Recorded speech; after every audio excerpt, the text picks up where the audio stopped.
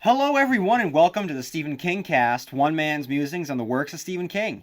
Each week I'll review one entry in the bibliography of Stephen King and the chronological order of publication. And this week I'm reviewing one of the books that made me rethink doing a Stephen King retrospective podcast in the first place. A novel that I remember having not made any sense when I first read it, and one that is so un-PC that it has a mentally challenged character by the name of Duddits. The novel, of course, is Dreamcatcher. Now, like I said, this is a novel that back in the day when I was thinking about doing a podcast about Stephen King, I thought about the pros and I thought about the cons. And the pros, of course, was that I would be able to contextualize King's works within the scope of the Dark Tower series, find patterns in his writing. That kind of stuff excited me. The cons were having to reread this novel and from a Buick 8. What I remember about Dreamcatcher was that it wasn't a very good book. Now, I say that as someone that has never written a book at all. So by its very nature, it's better than anything that I have to offer this world. But it's something that I have to analyze, weighed against what else King has produced. And since he has produced very high highs, those high highs only serve to show how low his lows can be. And unfortunately, this is a pretty low low, guys. Is it the worst? No. And what's worse is that I can see what could have been great here. The first thing is that King is playing with extraterrestrials. The flying saucer, the iconic gray alien, a military cover-up extraterrestrial story. The idea that he'd dip into these waters, it brought a smile to my face, and it still does. Okay, even, now that I have reread it for another time. We have seen King work with aliens before, in the Tommyknockers, a novel that I still, and I go on record here, I still love that novel despite the critical reception. So to revisit these concepts, to me, was a very thrilling prospect. The second thing was the setting. An alien ship crash landing in the woods in the winter? That is something right up my alley, and it's a harrowing concept. Third, he built this novel around adult friends who have known each other since childhood. Now, clearly, this is something that he can do and has done to great success with the losers from It. Speaking of which, this takes place in part in Derry, the setting of It, so how could I not love it? Fourth, you could distill the basic element of the plot into this bite-sized pitch. Psychics versus aliens. I want to read that. Who doesn't want to read that? So as you can see, there are a number of things about this novel that should work. But unfortunately, they never coalesce into a workable whole. Now, to be fair, King wrote this after his 1999 near-death experience. He was in a lot of pain and on a lot of painkillers. So this novel is not an example of King at his physical best. So really, why should we expect him to be at his professional best? Well, with all of that said, by the time I sat down to reread Dreamcatcher, I was actually interested. Now, just so you know, for the purposes of the podcast, by the time I sat down for the novel, I had recently watched the movie for the review. And as you'll see with the movie, I was blown away by how good the first half of that movie was. So I went into this novel wondering if the latter half of the story worked better on the page, and to see if the novel itself was as bad as I remember it being when I first read it, or if I've just been unnecessarily harsh on it all of these years. And also, just so you know, my original hardcover was chewed up by my mom's dog, so I had to go out and buy a fresh paperback edition. And as soon as I opened it, it felt like a new experience, a fresh start into Dreamcatcher. So Dreamcatcher 2.0, how's it going to go for me the second time around? I guess you'll have to find out by listening to this podcast. But first, I would like to I would like to read a listener email, because as you guys know, I love listening to the listener emails out there. So if you have not done so, feel free to write into stephenkingcast@yahoo.com and share your thoughts and experiences with the world of Stephen King, how you first got into Stephen King, and Any thoughts that you might have on his works that I have reviewed or have not reviewed yet? Any disagreements that you might have with me? Because again, I'm not any sort of expert here. I won't profess any sort of expertise on the subject. I'm merely putting out my opinion. So your opinions are valid to me. So please send them my way. So,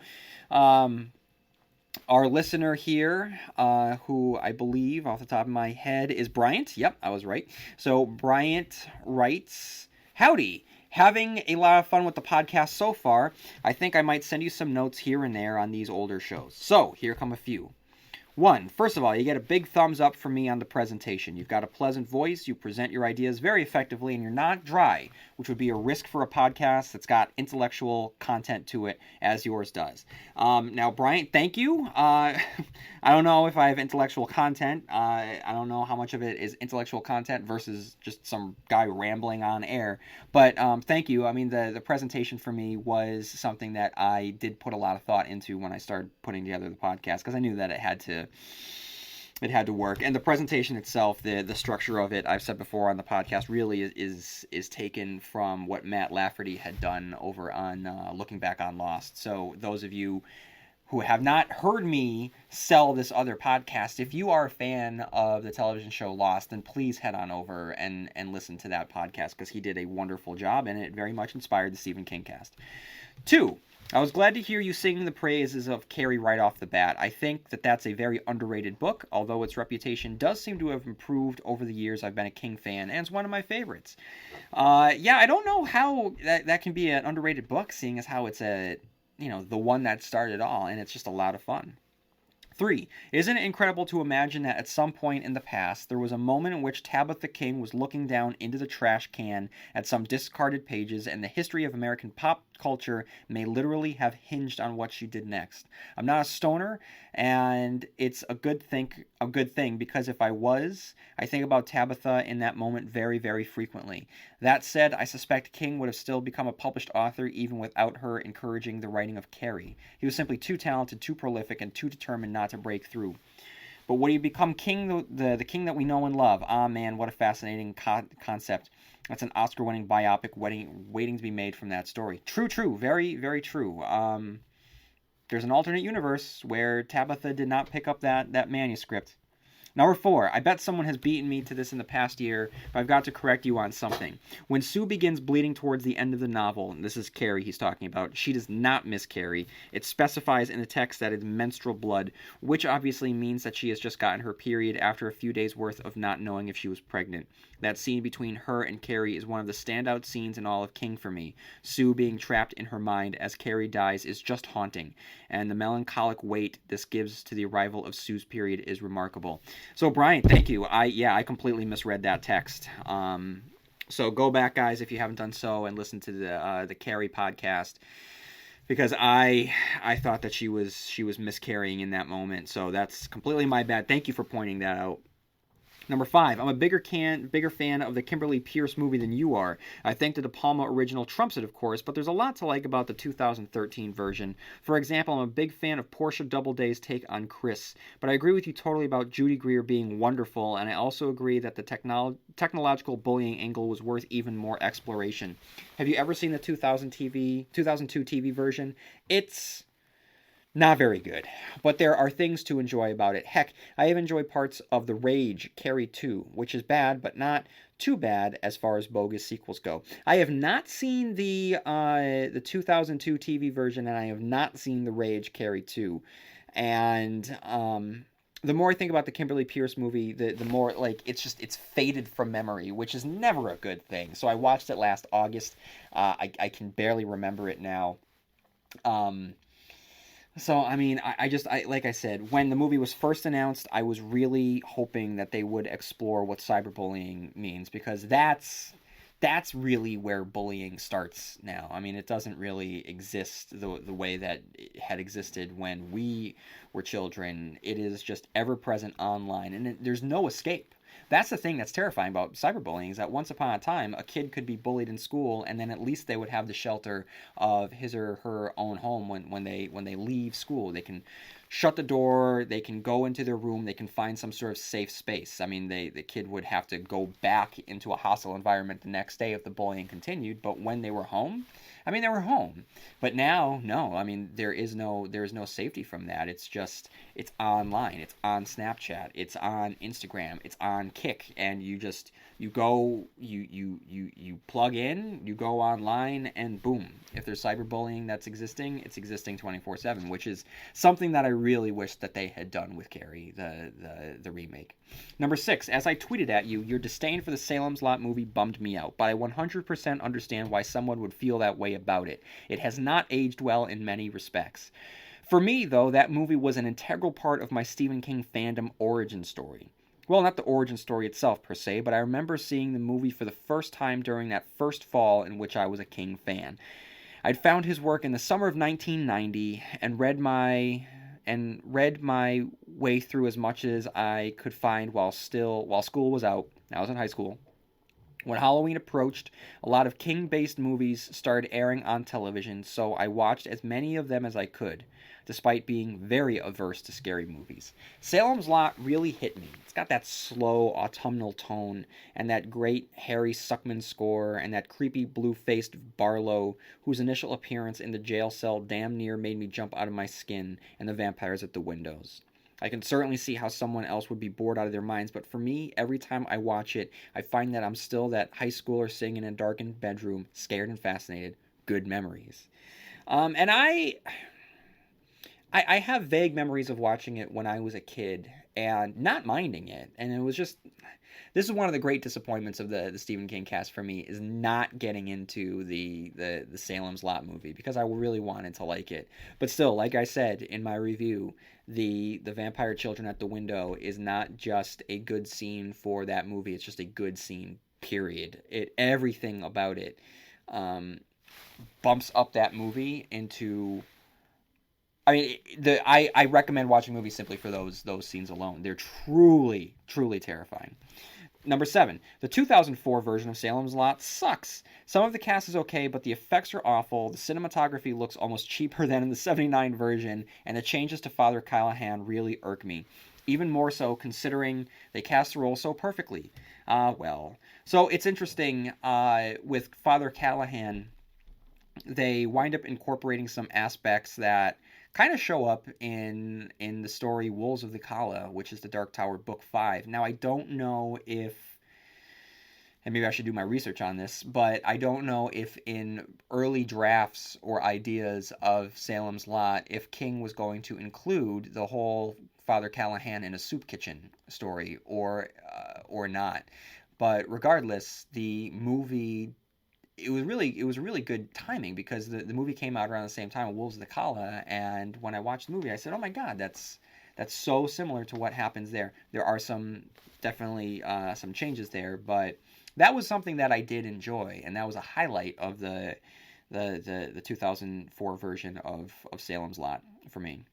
Number 8, I was happy to hear that you are a big fan of Kubrick's The Shining. I'm a massive King fan and always will be, but his persistent dissing of that movie makes me sad. The fact that so many of his fans follow makes me even sadder. I get where King is coming from and empathize with his stance, even when I disagree with it, but the average King fan who is anti-Kubrick tends to merely repeat what he has said, and I don't think most of them are actually thinking their own thoughts. I may sound like a bit of an officious prick when I say things like that, but there you have them, my thoughts on that subject. And guys, I don't know if you picked up on that joke in there, but that is a line from The Shining itself, and I can't remember the name of the manager at the Overlook, but he was described as an officious prick. So, Bryant, that was slick, buddy.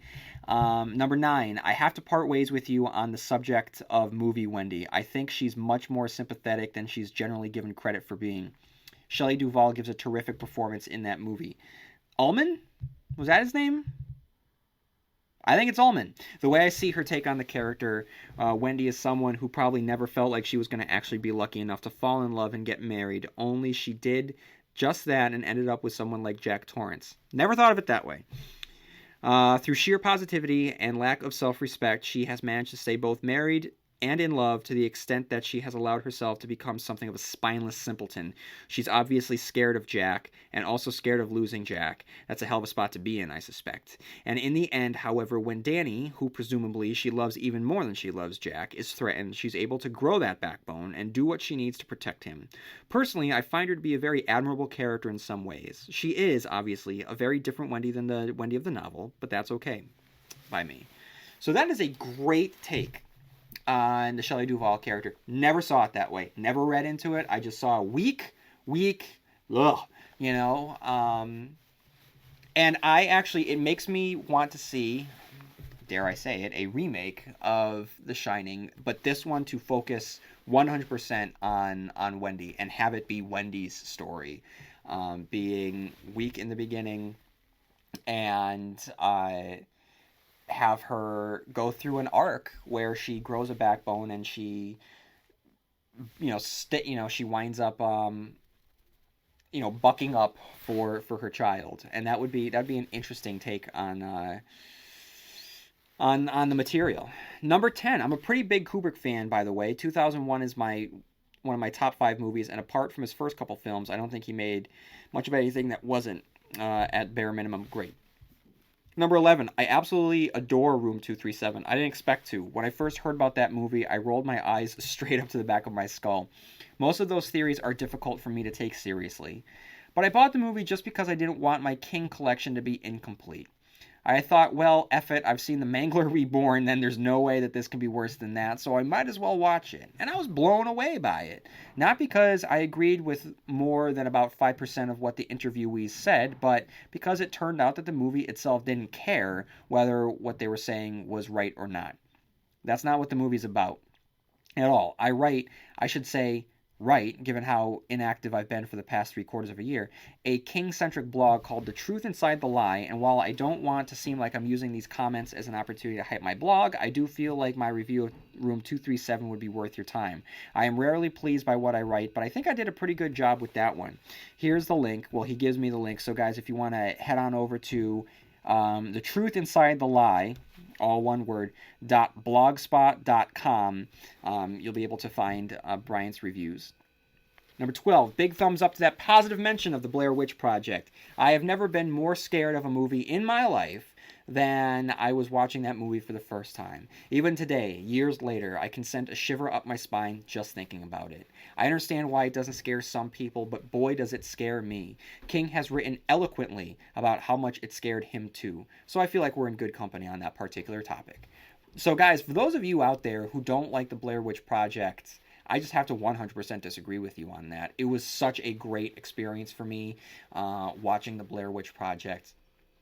And I still think that the movie holds up. I mean, we've had so many found footage movies come out since 1999, and so few of them actually capture the sensations in that movie. And many people just feel as though that the movie is people just walking around not doing anything and reacting to things that we can't see. And for whatever reason, that's not scary to people. But people reacting to things that aren't there, that we can't see, that's terrifying. David Lynch is great at doing that. And I just watched It Follows, the horror movie that came out in 2014, which is a lot of fun movie that is really chilling in some places and just very, very fun all the way through. But one of the things that It Follows does very, very well is showing people, the characters, reacting to something that we, the audience, can't see. And they just look crazy because they're running away from something that we can't see. It just looks like they're just imagining something. But that idea that something could be right there and we don't see it, that's horrifying. And the fact that the Blair Witch Project, we never see the witch. That's what makes the movie, guys. Spoiler alert, if we saw the witch, the movie would suck. But the fact that, oh my God, you get evidence of the witch without seeing the witch itself. That's what makes the movie. Okay, and 13, another big thumbs up to your praise of Joe Hill. That dude can do no wrong, so far as I can tell. Talk about a chip off the old block. I'm also a fan of Owen King, who writes very different material than his dad or brother, but is a formidable talent in his own right. And I might as well also plug Tabitha King. I've only read 2 of her books, One, Small World, her first, only mildly engaged me, but the other, Caretakers, had me enraptured. I look forward to reading the rest of her work someday. I suspect she's had a huge impact on Stephen King, how could she not? And I also suspect that Joe and Owen have been just as influential by her as by their dad. Sorry for the short story length email, but I'm delighted to have found a King podcast that seemingly comes very close to being the exact kind of podcast I'd love to do myself if I had the talent and ability to do such a thing. I'm pretty stoked about the dozens of episodes I now get to plow my way through. Thanks for taking the time to produce such a fun show. Bryant, man, thank you for writing in. I really appreciate it. This was a great podcast, a great episode. Let's try that again. It was a great email, and so guys, Bryant he and I, we've gone back and forth, and so there's gonna be some more emails from Bryant. So guys, I mean, if you have any thoughts like this, if you just want to share random thoughts, share them, and I'll give them out to the world. And if you guys have not done so already done so, head on over to iTunes. Because a review on iTunes would help me out greatly by putting the Stephen Kingcast out in the world. Okay, guys, back to Dreamcatcher. This is one I really have been looking forward to recording. I really want to get my thoughts out there on Dreamcatcher because this is one that gets dumped on a lot, and I have done my own share of dumping. So before I get into my review of Dreamcatcher, let's read the Wikipedia summary so I have a basis upon which I can build my analysis. Set near the fictional town of Derry, Maine, Dreamcatcher is the story of 4 lifelong friends who gain special powers after they save Douglas Duddits Cavell, a child with Down syndrome, from a group of sadistic bullies. The 4 friends grow up and go their separate ways, living equally problematic lives. While going on their annual hunting trip at the Hole in the Wall, an isolated lodge in Jefferson Tract, they become caught between an alien invasion and an insane U.S. Army Colonel, Abraham Kurtz. The friends first begin to suspect that something unusual is happening when Jonesy finds a disoriented and delirious stranger wandering near the lodge during a blizzard, talking about lights in the sky. The man exhibits dyspepsia and extremely foul flatulence, but claims that these are the results of eating berries and lichen while he was lost. Jonesy notices a reddish discoloration on the man's face. Beaver observes that the wide-scale migration of numerous species of animals, all exhibiting similar reddish discoloration to that of the stranger. By the time Beaver returns inside, the man has retreated to the washroom and died while sitting on the toilet. The lost man, the stampeding animals, and a woman who is a hunting companion of the stranger all share similar symptoms, and the friends eventually discover that they all have been infected with an extraterrestrial macrovirus known as the Ripley. Army scientists gave the alien species the codename Ripley after the protagonist of the Alien series, due in part to the extreme resilience to destruction. The friends discover that ingesting the infectious red mold results in the host incubating large worm-like aliens called Byram, derived from the true name of the infectious mold virus. They name the Byram shitweasel due to its incubation in the human intestinal tract and because it exits the host's body through the anus. The exposed creatures are red, lamprey-like beings with multiple rows of razor-sharp teeth. A second form of virus grows on open wounds and mucous membranes of the host. When sufficiently established, the host develops a form of telepathy with other such infected individuals. The aliens have a symbiotic relationship with the virus as they communicate telepathically. If a human is dermally infected, the virus will eventually die and leave the host, either from the host's immune system or because of a terrestrial cause that life on Earth is already immune to. Internal ingestion of virus gives rise to the Byram, which is inherently fatal to the host. Byram are highly aggressive and, while small, are more than capable of killing a human being. Beaver is killed by a shitweasel, Pete is killed by an alien named Mr. Gray, and Josie experiences hallucinations following his possession by Mr. Gray. Jonesy and Henry attempt to stop Mr. Gray from implementing his scheme to infect a large number of people with the virus by contaminating the water supply and prevent their annihilation by Kurtz and his followers. This requires the help of Duddits, who is now dying of leukemia and telepathically functions as the Dreamcatcher. Here's the analysis. Okay, guys. When I was growing up, and I'm sure that it's not hard to imagine, but I loved horror. I loved spooky things just from a very, very early age. And one thing that I loved Dracula, I loved Freddy Krueger, I loved just haunted houses, and I loved aliens. I loved the concept of aliens. I was fascinated with the idea that there were these spaceships in the sky that would come to remote locations and beam people up. So if it had aliens in it, I would buy it. I would read it. I loved going to the library and just checking out books on, real alien encounters. And, there was this great time. And I don't know if you guys remember this or not, but Time Life had released this series of books, Time Life Mysteries of the Unknown. And there was one particular edition that was all just dedicated to aliens and alien abductions, and the images there were just haunting, and it had all these great excerpts about people being abducted, and then just the idea that there's these lights in the sky, and every time I see something in the sky, and I always question. I look at it and say, oh, looks like it's moving too slow to be an airplane, and it's just kind of hovering there, so like my mind still goes there. And then, there was the X-Files. The X-Files I'm so excited that the X-Files is coming back to television, and I hope that it's good. And for so many reasons, I hope that, and this is kind of a sidetrack, but I hope that it isn't too serious, and that it does embrace a lot of the charm and the comedy that, the classic X-Files had.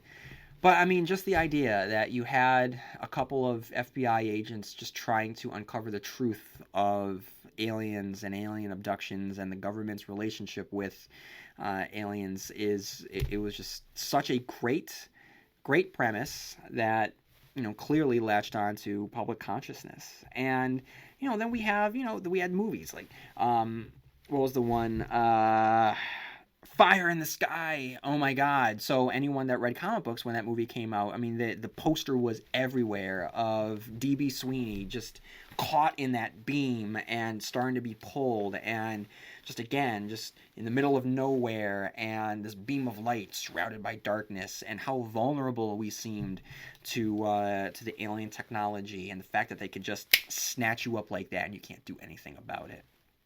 And then there was that show Sightings. Remember the show Sightings, guys? Where I was on. Was that on Friday nights on Fox? Also, did that come right before the X-Files? I'm not sure about that.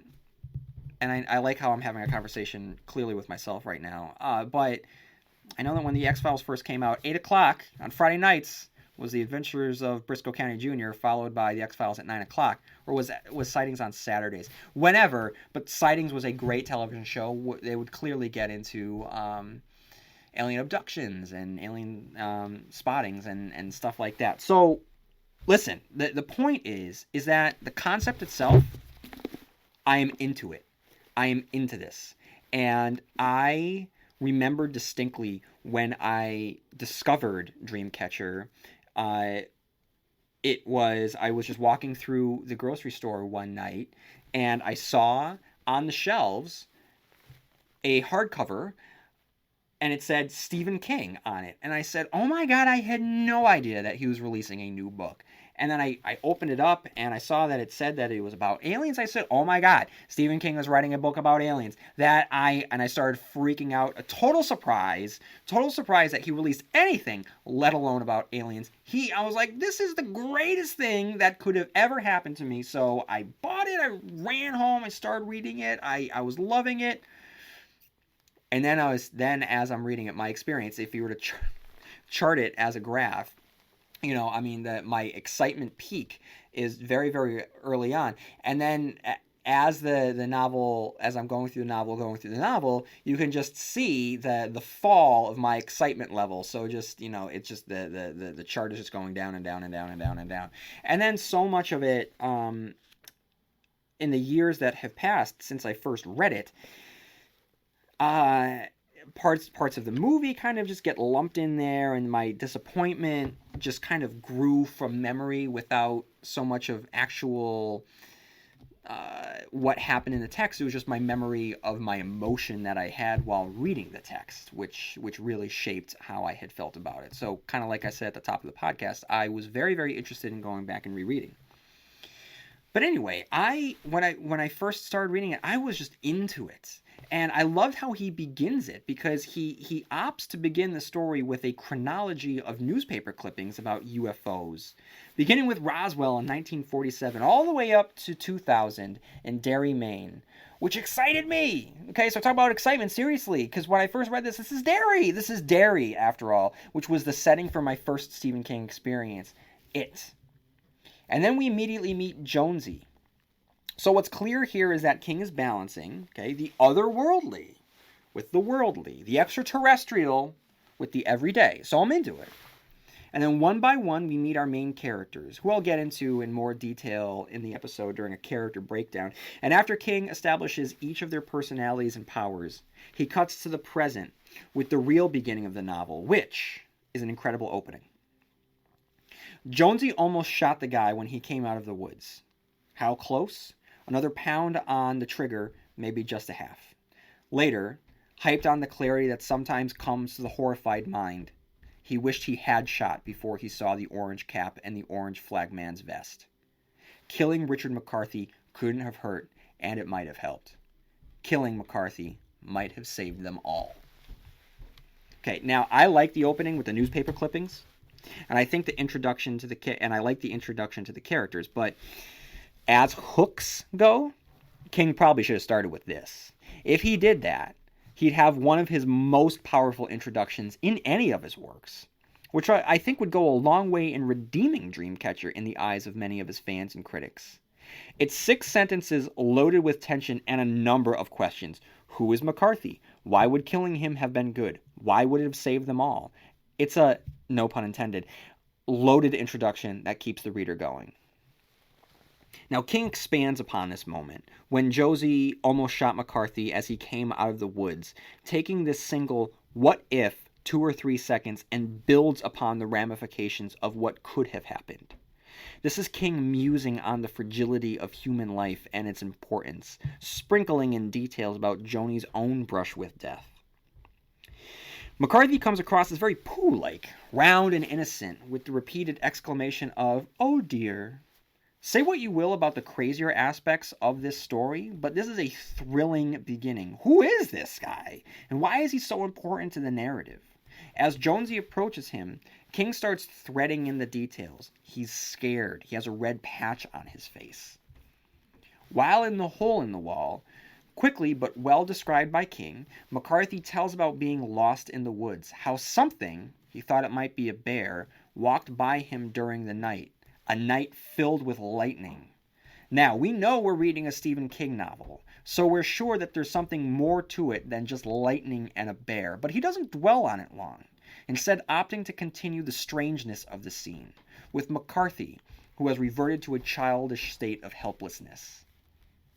Jonesy's sudden unease doesn't have anything to do with psychic phenomenon. It's simply a result of what you or I would experience if we were placed in the same situation. Simply put, Jonesy starts to get a bad feeling.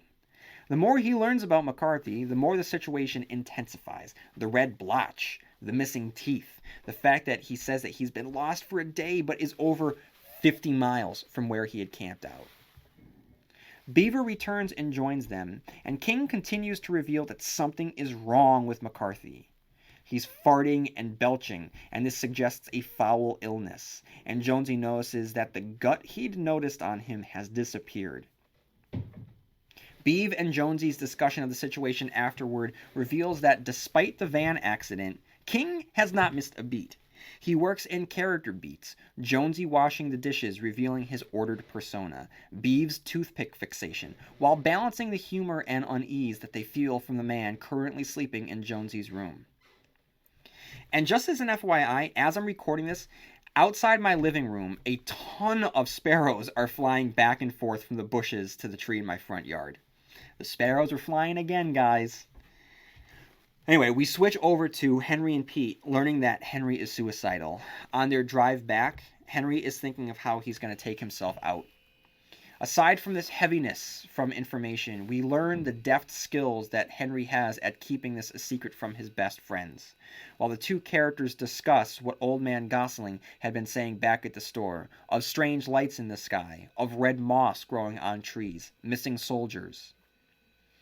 King prefaces it with missing campers and soldiers. King prefaces it with a conversation on witches, the Jersey Devil, devil worship, and child sacrifices to show how Henry chalks it up to mere mass hysteria. But at the same time, the author is managing to rope his story into a larger world of modern myths.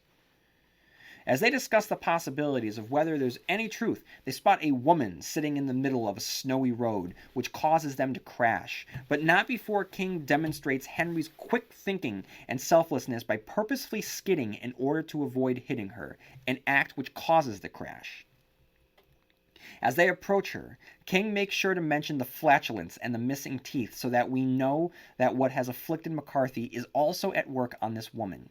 As they make their way off the road, they spot lights in the sky, which causes the woman to begin screaming. Just a nice little touch that keeps this horror boat afloat.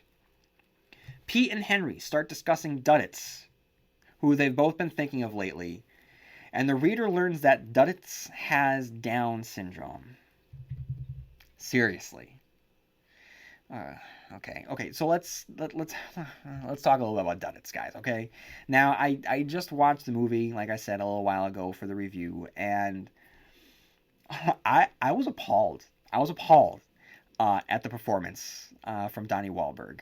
Not necessarily with his performance, because it was Donnie Wahlberg, and the guy has some acting chops. Okay. Now here's the thing: is that I know there are actors with Down syndrome who could have been cast in this role. Having a non-Down syndrome, I just can't believe we're still doing this. Having a non-Down syndrome person play a Down syndrome character is, to me, it's not that far from blackface, yellowface, or any of the other terrible choices the Wachowskis made with Cloud Atlas, which is a whole other conversation that I probably should have someday.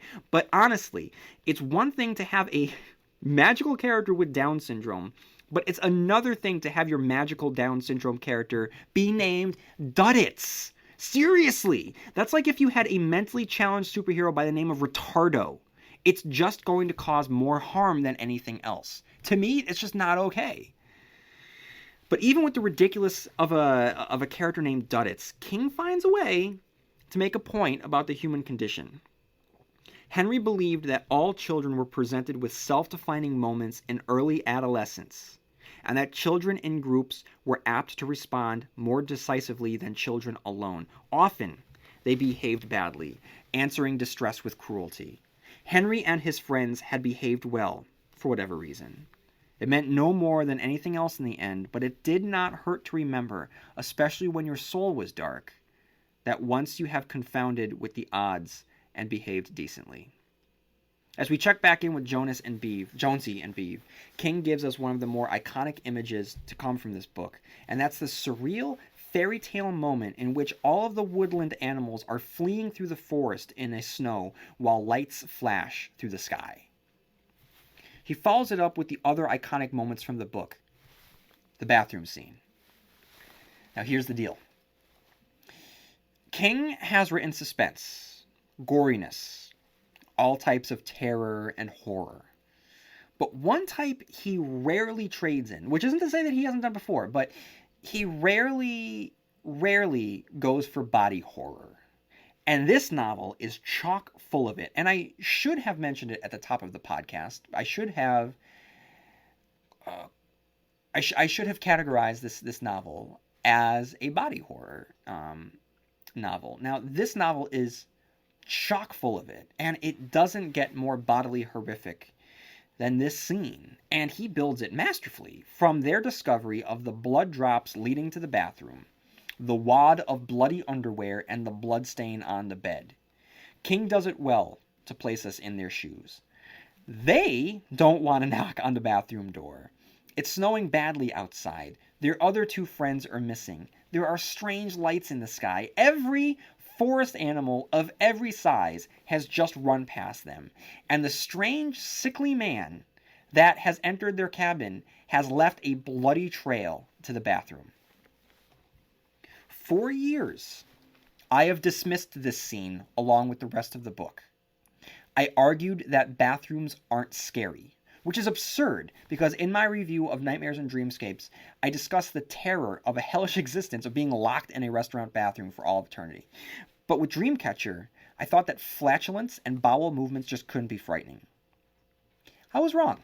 And I'm going on the air officially saying that I was wrong. I was wrong to dismiss this, along with the more ridiculous parts of this novel, because this scene is just as good as any of his iconic scenes from his other novels, which includes Carrie at the prom, the vampire boys at the window, the animal hedges from The Shining, Larry walking through the Lincoln Tunnel, John Rainbird's abduction of Charlie in Vermont, Jake falling below the mountains, Warden Norton discovering Andy Dufresne's hole, Louis Creed's midnight walk to the pet cemetery, Jack Sawyer's trip through Oatley, the tentacle pulling the kid into the mist, Pennywise balloons offer to Georgie, Flag taking 3, 4, 10 steps up at a time to get to Peter's prison cell, Eddie and Roland's first shootout together, Guard's discovery of what was inside the shed, the state cop's discovery of George Stark's getaway truck in an empty parking lot, and the list goes on. But this scene here, guys, is just as good, just as thrilling. But what this has, what so many of his others do not have, is a disgusting factor. This is just plain old gross. And in horror, gross equals fun. You want to look away, but you simply can't. You have to keep reading. And this is what he does for us here. Just like Beeve and Jonesy, we don't want them to open the bathroom door. But we absolutely do want them to open the bathroom door, because behind that door are answers. Answers to the questions we've been asking so far. And if the answers are disgusting, then so be it. King's description of McCarthy's liquid bowel movements are revolting, but as revolting as they are, it goes to King's credit again, that he takes something that every one of us can relate to and turns it into something out of this world. Now here we go. I love you guys.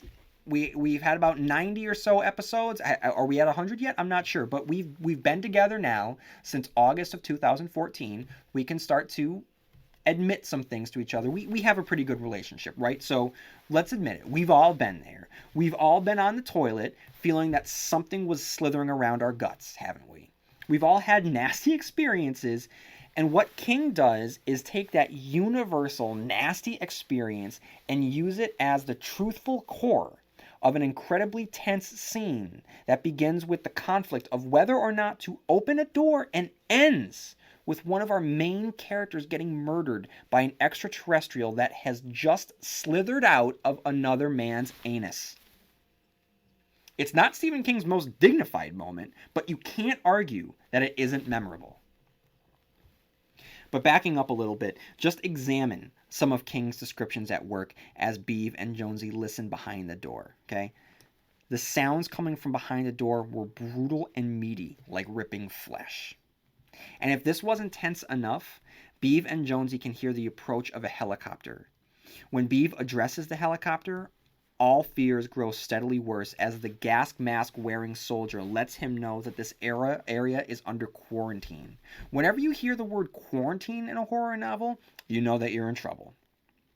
Beeve and Jonesy agree to break down the locked bathroom door, and King wisely knows to cut away as soon as they enter. And we cut away to Pete, who has been left behind with the woman. Pete makes his way back to the overturned truck to get the beer, and during the journey he thinks back on the days of his youth in a well-developed sequence of nostalgia. We get our first flashback to childhood in Derry, something that longtime Stephen King readers will be familiar with. Except this time we're not flashing back to the 60s, we're flashing back to 1978. And though you'd think that between The Body, It, Low Men in Yellow Coats, The Talisman, The Girl Who Loved Tom Gordon, and portions of the Dark Tower series, he'd have mined the childhood perspective for all of its wealth. But you'd be wrong, because he's still finding little insights that make this scene worth reading. Like Pete's issues with math. he writes. He can add, subtract, multiply, and divide. He can do fractions too, although it takes him too much time. But now there is something new. Now there is the X. Pete does not understand the X. King gives a nice little nod to his own fictional history with the line, "The big deal is that sometimes kids disappear in Derry. Derry is funny that way, and when they do disappear, they are often last seen in out-of-the-way places like the deserted Tracker Brothers depot. No one talks about this unpleasant fact, but everybody knows it." First Pete, then Henry look back on their first time meeting Duddits, and the guys, as boys, demonstrate an immediate, likable heroism. Henry steps up to the role that Bill Denbrough had occupied, the group leader, and as they come across the bullies harassing Duddits. Pete is ready to run to go get help, leaving Henry, Jonesy, and Beeve to fight the bullies, with Beeve the first line of defense when the rocks ready to fly. And then we finally get Duddits. At almost 200 pages in to the paperback edition, we finally get Duddits. At this point, I was really hoping that my memory was harsher than what King actually put on paper. And the sad truth is, guys, my memory had actually been kinder than this reread. I was horrified at reading the scenes with Duddits. I mean, they are as misguided as Bev's sex scene in the sewers of It, and you all know how I feel about that. And it is right up there, guys. I will definitely get to Duddits later on in the podcast during the character section. But back in the present, King keeps us on edge. Henry's trip back to the cabin gets an unexpected reveal. He senses that one of his friends is dead and one is dying. Now, there's a great sequence in which he immediately understands that he has to get off of the road because of the coming of Mr. Gray, which is a mental cloud that is filling up his mind. Now, I'm going to start reading on page 210 of the paperback edition. "There is a cloud," he thought, "some kind of cloud, that's what. I can't tell what it is, but I can feel it. I've never felt anything so clearly in my life, my adult life anyway. I have to get off the road. I have to get away from it, get away from the movie. There's a movie in the cloud, the kind Jonesy likes, a scary one." "That's stupid," he muttered, knowing that it wasn't. He could hear the approaching wasp whine of an engine. It was coming from the direction of Hole in the Wall and coming fast, a snowmobile engine, almost certainly the Arctic cat stored at camp. But it was also the red-black cloud with the movie going on inside it, some terrible black energy rushing toward him.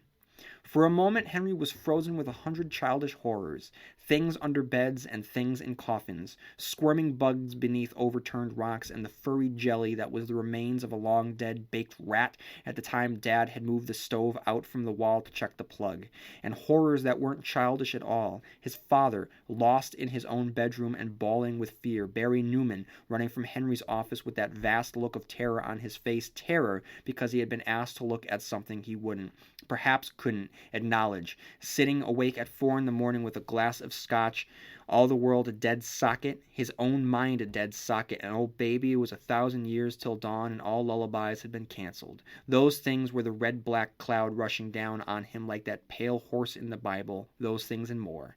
Every bad thing he had ever suspected was now coming towards him, not on a pale horse, but on an old snowmobile with a rusty cowling.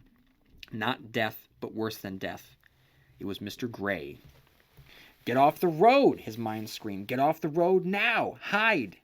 For a moment he couldn't move. His feet somehow seemed to grow heavy. The gash on his thigh, the one the turn signal had made, burned like a brand. Now he understood how a deer caught in the headlights felt, or a chipmunk hopping stupidly back and forth in front of an oncoming lawnmower.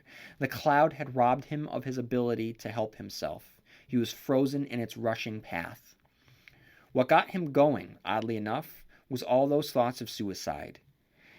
Had he agonized his way to that decision on 500 sleepless nights only to be robbed of his option by a kind of buck fever? No. By God, no, it wouldn't be. Suffering was bad enough, allowing his own terrified body to mock that suffering by locking up and just standing here while a demon ran him down? No, he would not allow that to happen. And so he moved, but it was like moving in a nightmare, fighting his way through air which seemed to have grown thick as taffy. His legs rose and fell with the slowness of an underwater ballet. Had he been running down this road? Actually running? The idea now seemed impossible, no matter how strong the memory. Still, he kept moving while the whine of the engine approached closer and closer, deepening to a stuttery roar, and at last he was able to get into the trees on the south side of the road. He managed perhaps 15 feet, far enough so that there was no snow cover, only a dust of white on the aromatic orange-brown needles. There, Henry fell on his knees, sobbing with terror, and putting his gloved hand to his mouth to stifle the sound, because what if it heard? It was Mr. Gray. The cloud was Mr. Gray, and what if it heard? He crawled behind the moss-girdled trunk of a spruce tree, clutched it, then peered around it through the tumbled screen of his sweaty hair. He saw a spark of light in the dark afternoon.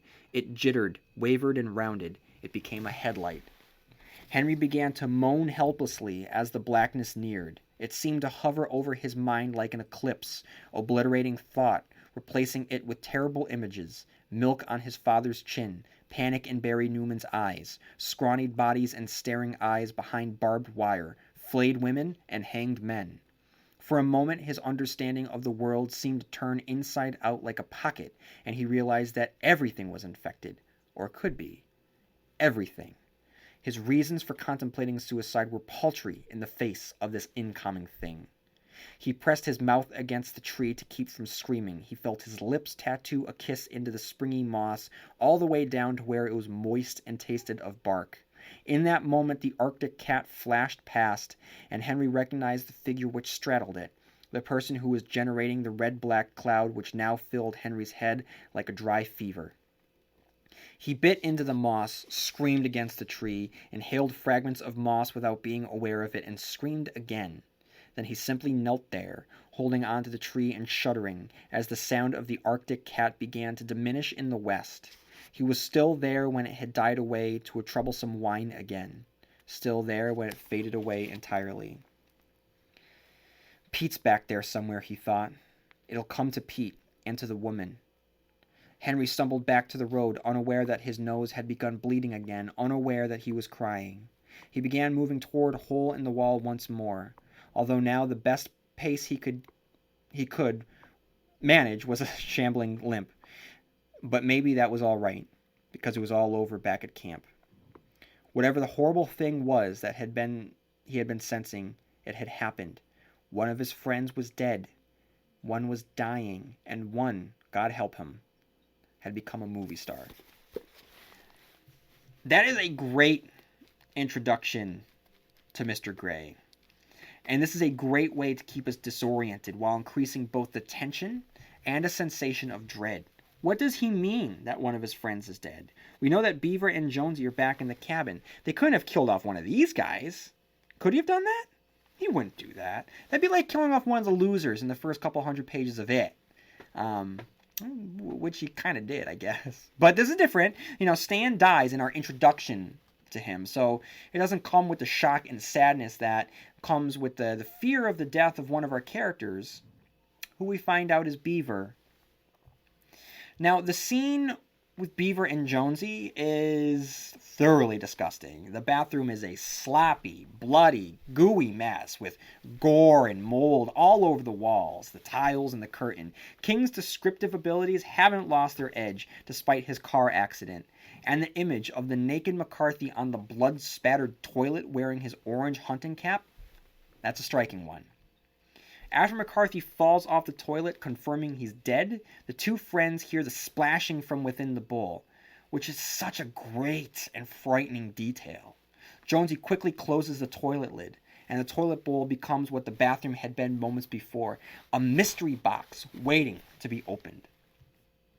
King continues to blend the fantastic with the realistic. In this case, the tears that pop into Beaver's eyes. Tears, because a man just died a horrific death. Tears of frustration, tears of terror. And then the lid bumped up. When it comes to the bathroom, we all expect a certain level of safety because it's where we are at our most vulnerable. So, to incorporate a threat from below is a great way to create growing unease because it's a threat coming when we would least want it to and where we would least want it to. Beeve's last stand, or last sit, is darkly comedic. The fact that he has to sit on a toilet bowl seat to contain something that has just squiggled out of another man's body is disgusting and hilarious at the same time. It's this blend, this specific blend of horror that can turn some people off, and the blend of tones can be off-putting to people who want to either laugh or to be scared, but not necessarily at the same time. Beaver's job to sit on the toilet is ridiculously thrilling. And when Joni says, sit tight, it's legitimately funny. It's a great moment to diffuse some of the tension that's built up from having to sit on an unknown creature that's slamming itself against the top of the lid. King is in full control of the sequence of events that leads to Beeve's death. First, Henry's realization that a friend has died. Second, Beeve's perspective in the bathroom. And then we switch to Jonesy, who, in the shed, hears Beaver screaming inside. We then cut back to Beaver, and things happen fast. From the very get-go, King had established Beaver's need for the toothpicks, simply for this moment. Is it a little forced? Maybe. Does it work? I'd say so. As he reaches for a toothpick, he loses his control of the situation, and the shit weasel takes control in his absence. And as deaths go, you'd be hard-pressed to find a more undignified and less gory one. The weasel is described vividly, and King had described the condition of the bathroom so well you can very easily picture this whole scene in your mind, and it's the last place that any of us would want to wind up in. It's unfortunate that Beaver dies, but with his death, King has really raised the stakes for this novel. But just because Beaver dies doesn't mean that the scene is any less tense, because the thing is now after Jonesy, and like the velociraptors from Jurassic Park, it knows how to open doors. It takes everything Jonesy has to keep the door shut. That's not the only extraterrestrial entity he's going to have to combat, as we meet the villain of our piece, Mr. Gray. King writes, he turned to run, and there stood a gray man. It was a stranger, but in a way no stranger at all. Jonesy had seen representations of him on 100 Weird Mysteries TV shows, on the front pages of 1,000 tabloid newspapers, the kind that shouted their serial comic horrors at you as you stood prisoner in the supermarket checkout lanes, in movies like E.T. and Close Encounters and Fire in the Sky. Mr. Gray, who was an X-Files staple. All the images had gotten the eyes right, at least those huge black eyes that were just like the eyes of the thing that had chewed its way out of McCarthy's ass. And the mouth was close, a vestigial slit, no more than that, but its gray skin hung in loose folds and swags, like the skin of an elephant dying of old age. From the wrinkles there ran listless yellow-white streams of some pussy substance. The same stuff ran like tears from the corners of its expressionless eyes. Clots and smears of it puddled across the floor of the big room, across the Navajo rug beneath the dream catcher, back towards the kitchen door through which it had entered. How long had Mr. Gray been there? Had he been outside, watching Jonesy run from the snowmobile shed to the back door with the useless roll of friction tape in hand? So guys, things at this point, they get weird, if they haven't been weird already. Mr. Gray's head explodes, and Jonesy breathes in the red particles. Then we check in with Roberta, Duditz's mother. We can get an outside look at the goings-on in the woods. The news has been reporting missing hunters, lights in the sky, and rumors of crashed objects in the woods. Moments after, we meet our extraterrestrial villain. We meet our terrestrial villain, Abraham Kurtz, a name meant to invoke Joseph Conrad's infamous character from Heart of Darkness, made famous by Marlon Brando in Apocalypse Now. And then we learn that Duddits is dying of leukemia, and he knows that Beaver has died. When we check in with Pete, he returns to the site with the woman they'd found on the road, and when he finds that the snow around her has been stained red, Pete's fate is sealed. We'd seen what the first weasel had done to an able-bodied beaver. There's no way that Pete, drunk and injured from the crash, could fight one of these. The cat-and-mouse game between the alcoholic and the alien is very tense. It's intercut between the dreamy cries for help that don't make sense at first until you realize that it's the downed spaceship full of aliens who are begging not to be killed. They're projecting their pleas on a frequency that's being picked up by Pete, as well as Henry, who had just watched Mr. Gray drive by in Jonesy's body. Pete manages to burn the weasel alive, but not without a vicious attack that leaves him bloodied and infected with the red mold, which begins to invade his body. Part 2. Gray Boys. Now that we've met our 4 main characters and begun to mourn one of them, we get to meet our next batch of characters, one of whom we've been teased with already, the dangerous Kurtz. With Kurtz and his right-hand man Underhill, King is able to deliver exposition and answers to the situation. We learn that the military has been fighting off these alien encounters since the first crash in 1947 in Roswell. We learn that the mold is nicknamed Ripley, and the lights in the sky are cigar-shaped ships known as flashlights. Through the inner thoughts of Underhill, we learn that everything we've read about the alien mythology is true within the pages of the book. The Roswell crash, the abductions, and when it comes time to exterminate the downed spacecraft in the deep woods of Jefferson Tract, King gets to show off Kurtz. So on page 311, he begins, "I'm not a talker, boys. Talking's not what I do, but I want you to know that this is not a case of what you see is what you get. What you see is about 6 dozen gray, apparently unsexed humanoids standing around naked as a loving God made them, and you say, some would say anyway, why these poor folks all naked and unarmed, not anything among them pleading for mercy there by their crashed intergalactic trailways. What kind of a dog, what kind of a monster could hear those pleading voices and go in just the same?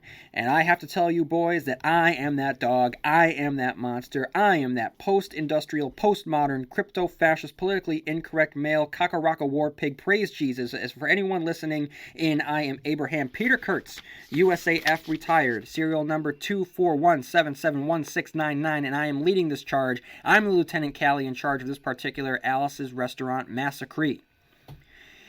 He took a deep breath, eyes fixed on the hovering helicopters.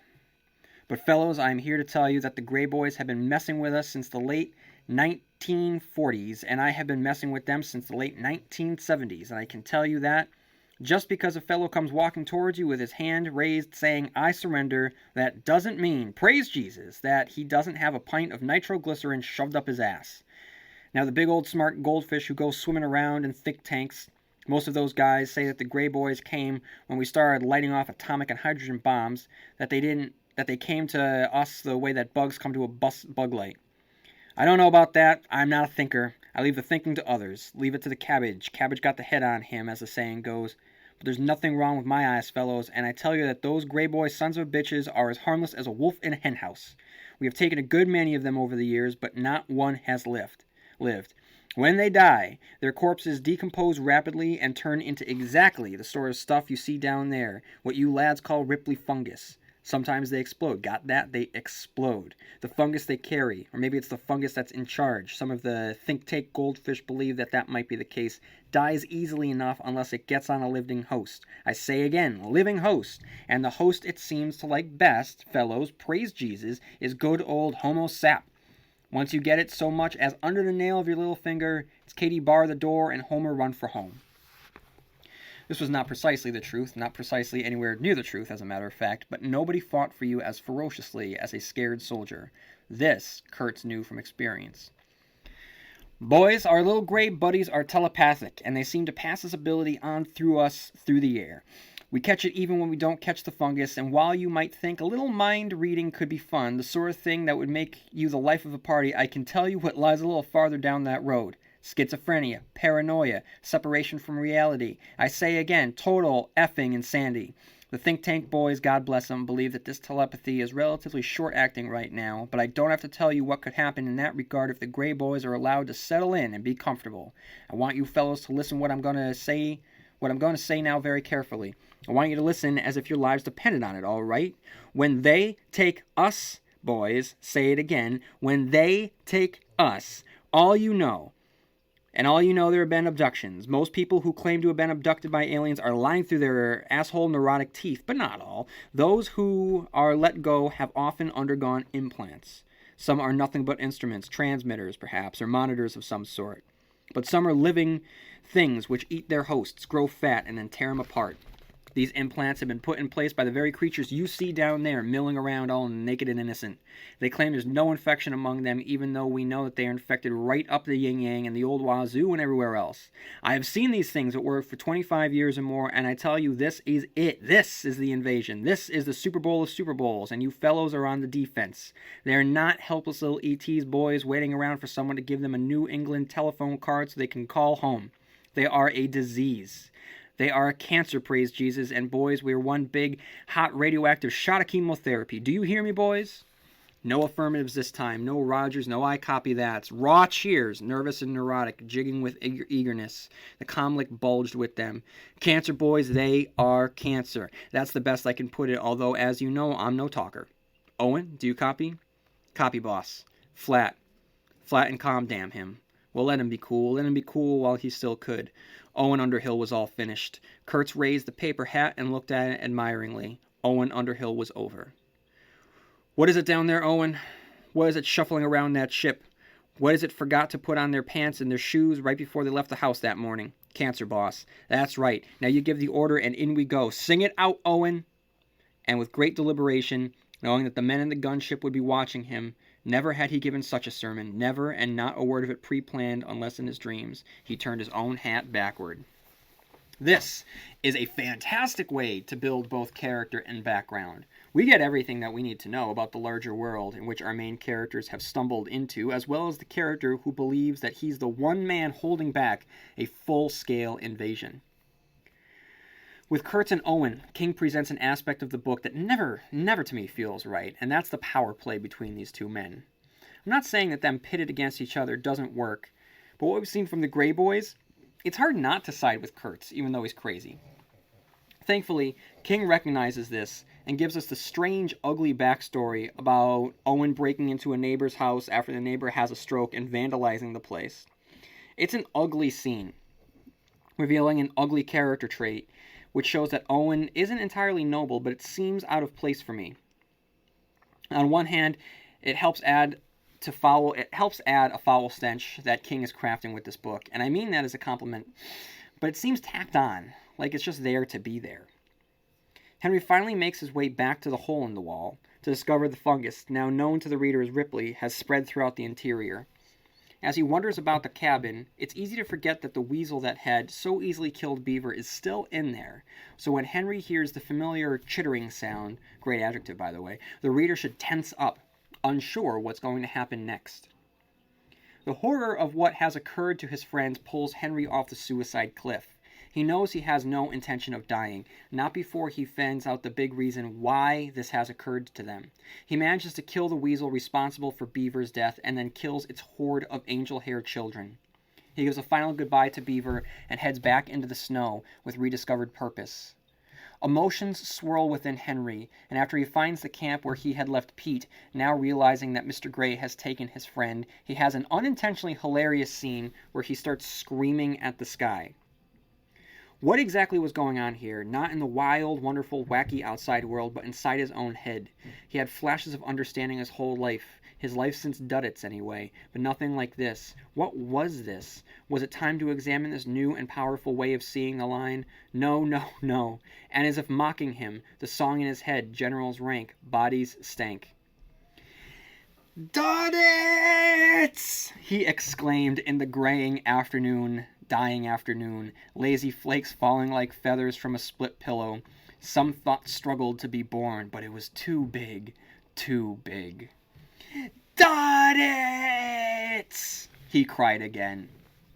It's just so earnest. It's so self-serious. I can't believe moments of suicide and large ideas that he can't comprehend are punctuated by exclamations of "Duddits!" Henry presses on and eventually encounters the waiting military who draw their guns on him. We then cut to Jonesy after having not seen him for about 100 pages. His consciousness travels to the moment in March when he'd been struck by a car, and as we see the events unfold, King works the title of the book into the narrative. He glimpses something more as well, some huge pattern, something like a dream catcher that binds all the years since they first met Duddits Cavil in 1978, something that binds the future as well. As Jonesy swims in unconsciousness and near death, King introduces an incredible concept that could have been its own book. Part of this has to do with the strange way time has been twisted out of shape. He seems to be living in the past, present, and future all at the same time. This is how we travel, a voice says, and Jonesy realizes that it's the voice he heard weeping for Marcy, for a shot. Once acceleration passes a certain point, all travel is time travel. Memory is the basis of every journey. This section allows King to explore the chaos and pain that came from his real-life near-death experience, from the confusion following the impact, the jumbled memories afterwards, the ambulance ride, the pain that follows. And while in the dreamscape of his mind, he encounters Mr. Gray, who is a dark counterfigure to Jonesy, both in a hospital, both dying. We learn that for some reason, Jonesy is special and can't be corrupted by the fungus. But Pete can. And as he finds out when he's confronted by the Gray-possessed Jonesy, the red fungus, known to Kurtz as Ripley and to Mr. Gray as Byram, is used to torture his body. Inside his body, Jonesy finds himself locked in the room of the Tracker Brothers depot from Derry, temporarily safe from the control of Mr. Gray. While the slow death of Pete, King revisits the body horror aspect of the novel that was fully on display during the bathroom scene. Pete's thoroughly riddled with the Byram. It's coating his tongue. It's covered his face. It's pushed his eye out of its socket. Mr. Gray forces Pete to use his power of finding things to point him in the right direction. And once he does, he uses the Byram to crush Pete's skull. Back at the army camp at Gosselin's store, King continues to demonstrate Kurtz's growing instability by shooting off the foot of a soldier who dropped the N-word. Kurtz then explains to Owen and to us the long-term plan for handling the alien attack. The president is going to announce it to the world and stay in front of the story, and Kurtz explains that the biggest fear they've had is that there would be an infected human who wouldn't be overcome with the fungus, a typhoid Mary, or in this case, a typhoid Jonesy. Mr. Gray heads south, while Henry discovers that he has the fungus. Mr. Gray forces a soldier to pull his truck over through his magic telepathic abilities that seem to increase whenever King needs the plot to advance forward. While Gray is distracted, Jonesy ventures out from his safe room into the mental warehouse of his mind to find the memories that will save him. Mr. Gray senses this and tries to surprise Jonesy, but fails to get him as Jonesy is able to grab the files he needs and returns to the safety of the Tracker Brothers' office.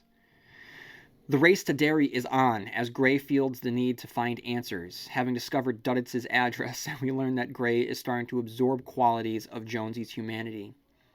In the past, the boys have a vision of Duddits' bully and his cronies dead from a car crash with Duddits crying. They call it a dream, but it's more like the smoke vision from It. Henry then manages to convince Owen to let him out so they can stop Mr. Gray. Meanwhile, after a brief mental battle, Jonesy looks through his eyes to see that Mr. Gray has driven the van that he's commandeered from the murdered soldier and has taken it to Derry. It's a fun little tour through a town that we've spent a lot of time in, first in It, then in Insomnia. Plus, with the snow having freshly fallen over it, provides a different glimpse of the city, having seen it before in the summer and in the fall. Mr. Gray drives to the site where the standpipe had once stood, looking for the infamous location that had collapsed when the losers defeated the Spider in the concluding pages of It. It's a very fun, cool fanboy moment. Nothing on the level of Patrick Danville drawing a picture of Roland the Gunslinger, but a fun one nevertheless. But that doesn't mean that he doesn't have it in him to deliver one of those bone-chilling badass moments, which he delivers when Gray walks up to the statue that stands where the standpipe had once stood. And he writes, On top were two figures cast in bronze, a boy and a girl with their hands linked and their heads lowered as if in prayer or grief.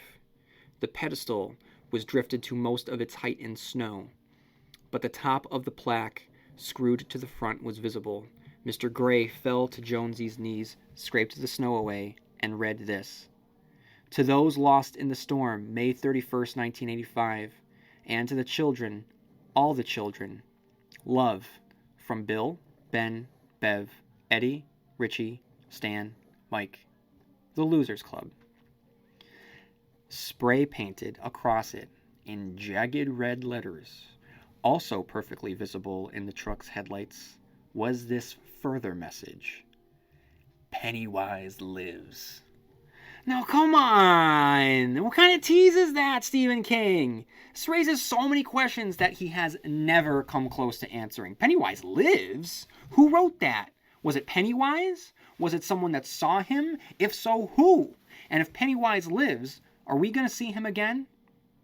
Like I said, he's never come close to answering any of these questions. Anyway, with the standpipe no longer existing, Gray moves south. Meanwhile, Henry and Owen make plans to escape, so Henry uses his telepathic abilities to cause a distraction in order for him to sneak away. Kurtz then grabs a group of men to hunt Owen down. Part 3, Quabbin.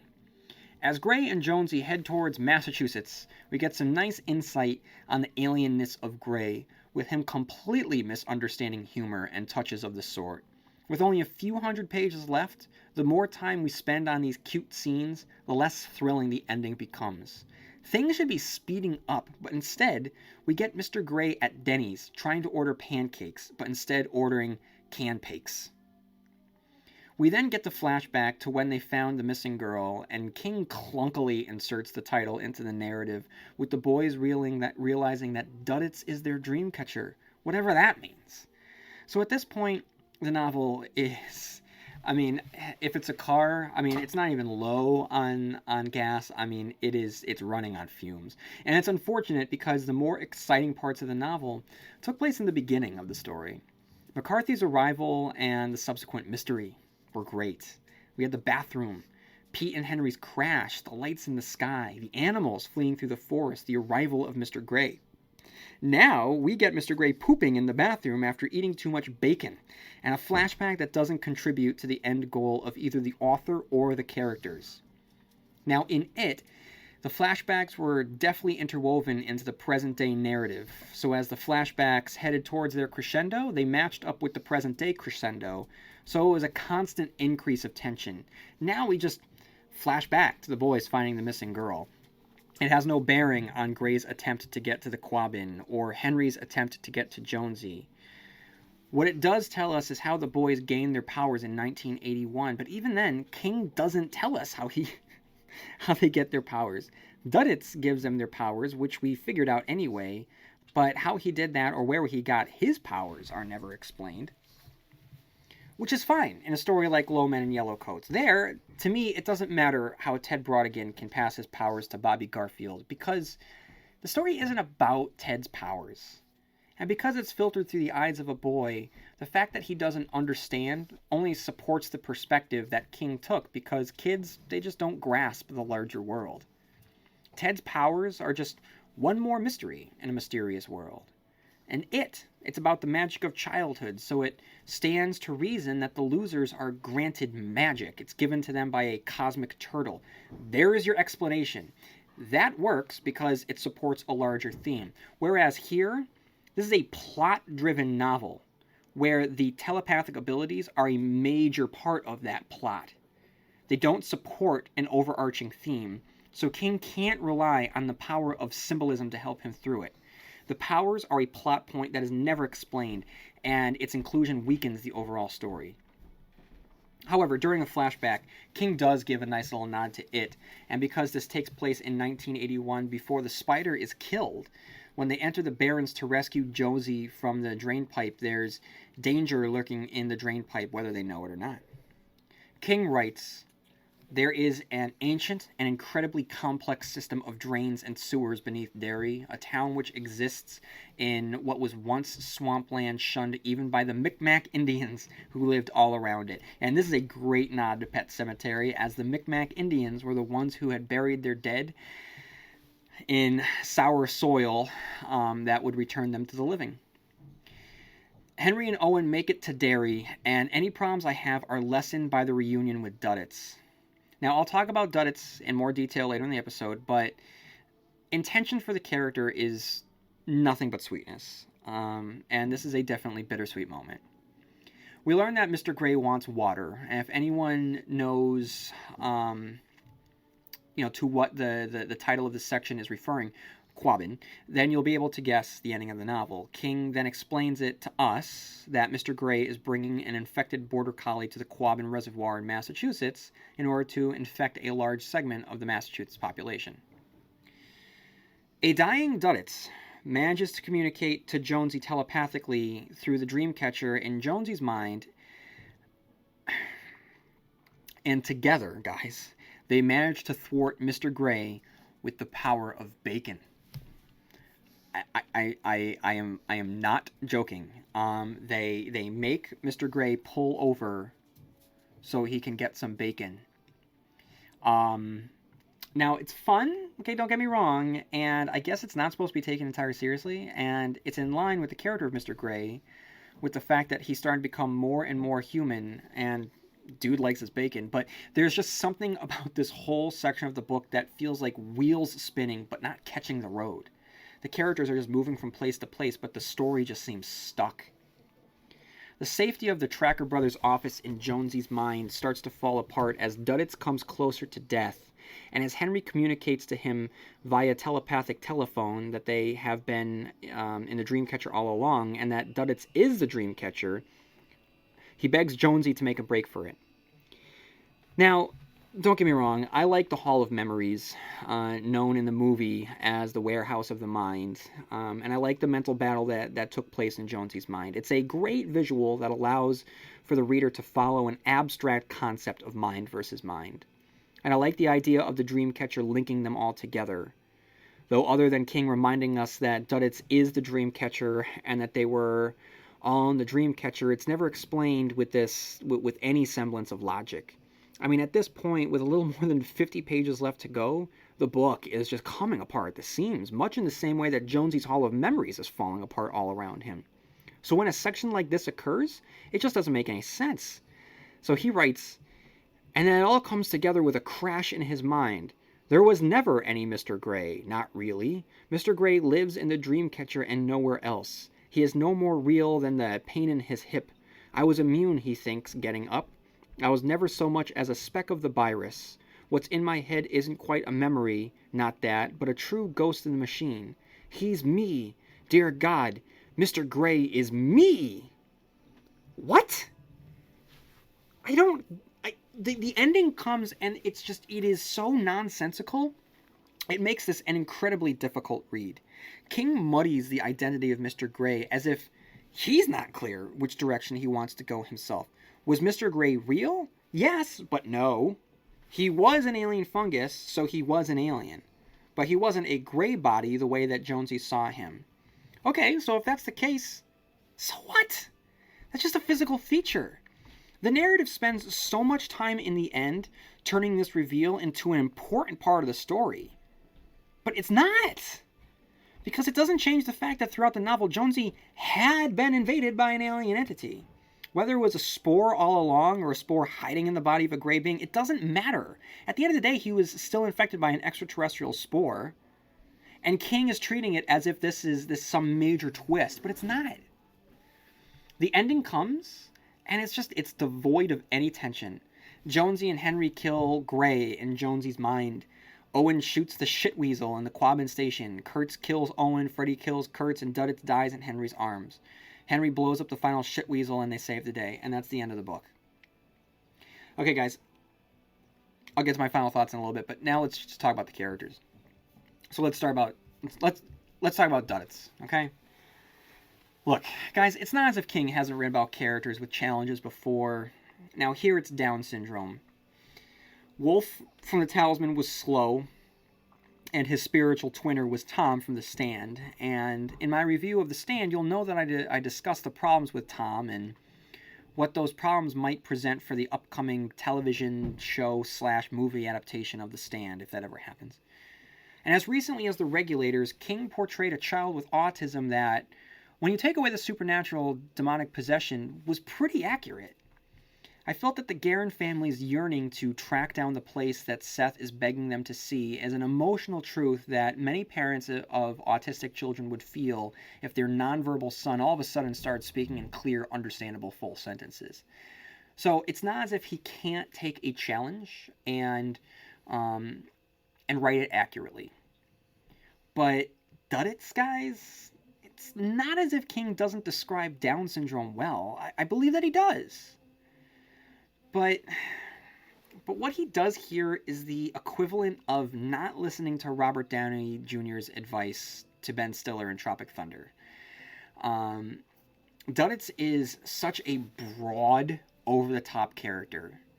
Now, it's one thing to present that character's Down syndrome features through some stylized dialogue, and that's one thing, and that's fine, okay? But it's another thing for him to keep on saying, "I Duddits!" as his rallying cry.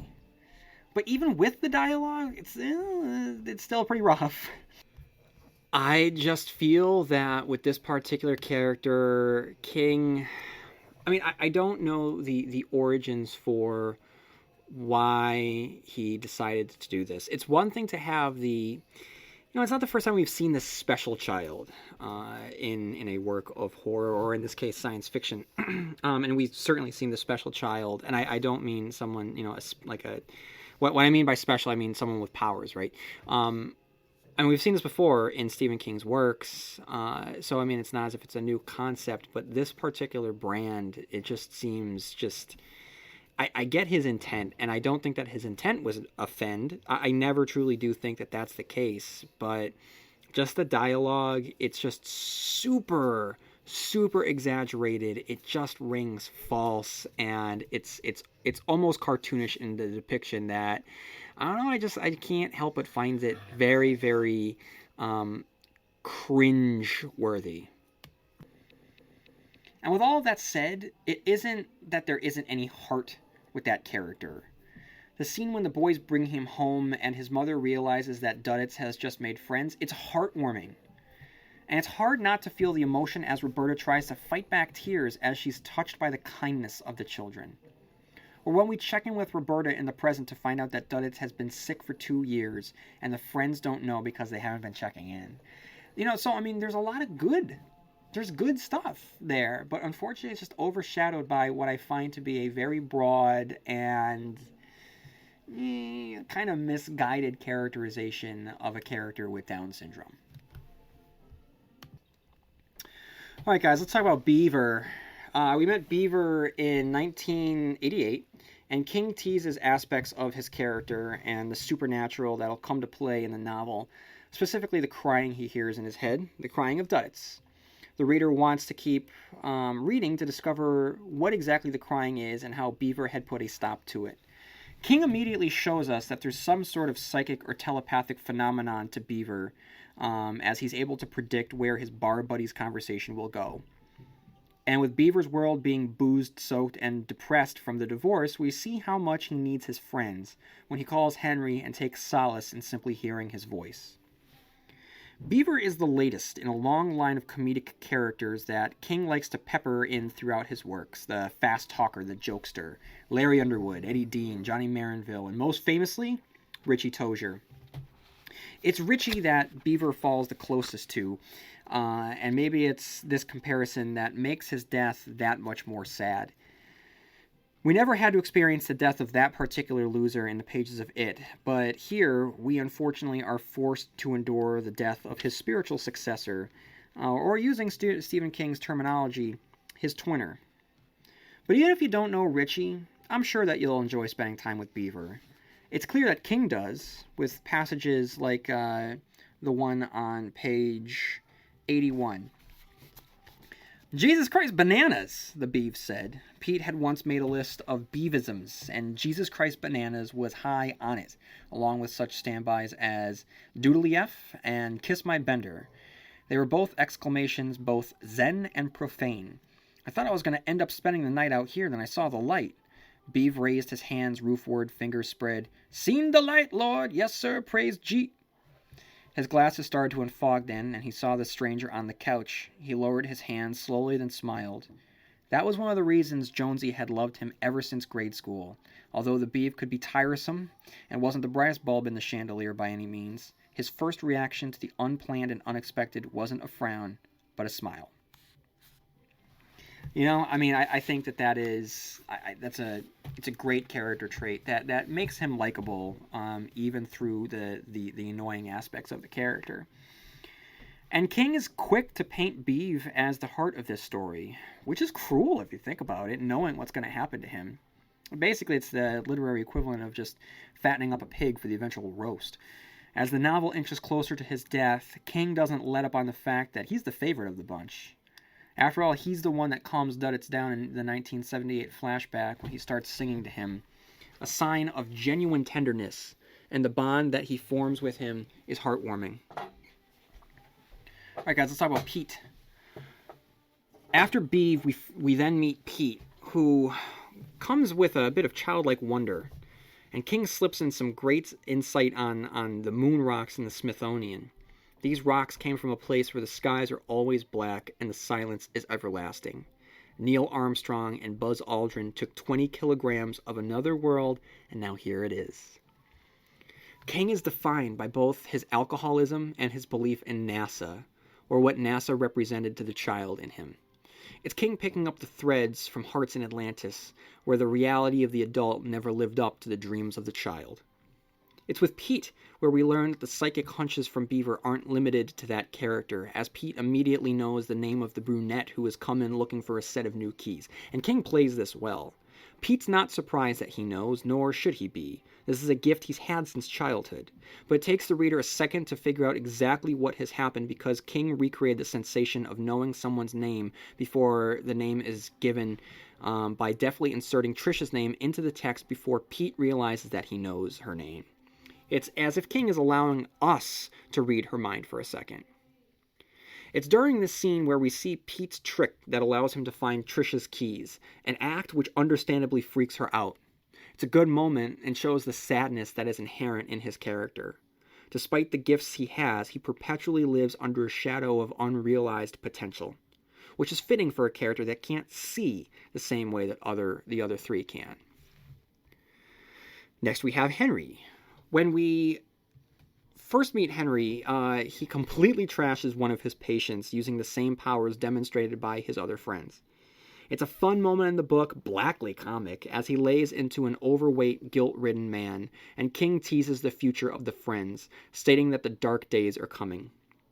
Once we get to the present day, we learn that Henry is suicidal. While he's driving back with Pete as the snow is coming down, he thinks of all possible ways he could commit suicide. And King gives us his thoughts on page 104 of the paperback edition. Pete subsided, leaving Henry to follow the border of the headlights, to thread his way along this white lane between the trees, leaving him with his thoughts, which is where he wanted to be. It was like returning to a bloody place inside your mouth, exploring it again and again with the tip of your tongue, but it was where he wanted to be. What makes his decision so tragic is to see how far he's fallen spiritually. As a child, he was the one who had taken a charge against the bullies to stop them from hurting Duddits. So to see that child grow up into a man of despair, it's haunting. It's after the discovery of Beeve's body and the understanding of the horror of it all when Henry throws away his suicidal waves and braves on in order to discover the meaning of the atrocities that have befallen his group of friends. Next up we have Jonesy. Now, Jonesy represents the first character that King will use to help himself cope with the real-life accident that changed his life. And because he's a writer with an eye for detail for the world around and within him, the little observations about Jonesy's accident reveal so much about what King went through, starting with the first thing that we learn about Jonesy. King writes, "We don't know the days that will change our lives. Probably just as well." From there, King goes on to write the life that Jonesy is living before the moment of his accident. It's through the conversation that Jonesy has with Pete that Henry is worried that something is going to happen, and during this conversation, King teases the identity of the stranger who had rounded out their quartet, who was named Douglas, but here we will come to know him as Duddits. During a scene with one of his students, Jonesy demonstrates that he's a good man, fair, by giving the cheater a second chance. It's necessary in order for us to feel sympathy for him when he's struck by the car in the upcoming pages. We're less than 50 pages into the paperback edition, but with the Jonesy scene, King is laying on the tension enough for me to want to keep reading. I want to know what's going to happen to him. I want to know why he writes, "Watch out for Mr. Gray." Now here's the thing about Mr. Gray. When I first read that, and maybe here's why some of my initial disappointment had come in, King italicizes two phrases in this paragraph. And those two phrases are "going to Derry" and "watch out for Mr. Gray." Now, fans of It will know that there had been a Mr. Gray in Derry, Mr. Bob Gray, who had been an alias of Pennywise the Dancing Clown. So for King to write "watch out for Mr. Gray," knowing that Derry, Maine is involved, he is either knowingly or unknowingly invoking his ultimate boogeyman. On a meta level, I think it works. After all, Jonesy is filled with dread when he writes, "Watch out for Mr. Gray," as if Mr. Gray stands for the random actions of life that come close to sweeping him off the board game. And if that's the case, then it's as if King is warning Jonesy in a way that no one had been able to do for King himself. Watch out for life, in other words. Watch out for the real boogeyman.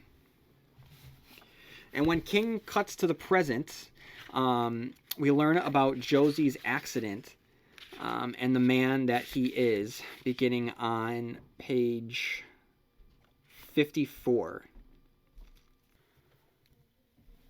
And the days were good, too, the hours in the tree stand when he was alone. He took a sleeping bag and slid it up to his hips when he got cold, and a book and a Walkman. After the first day, he stopped listening to the Walkman, discovering that he liked the music of the woods better.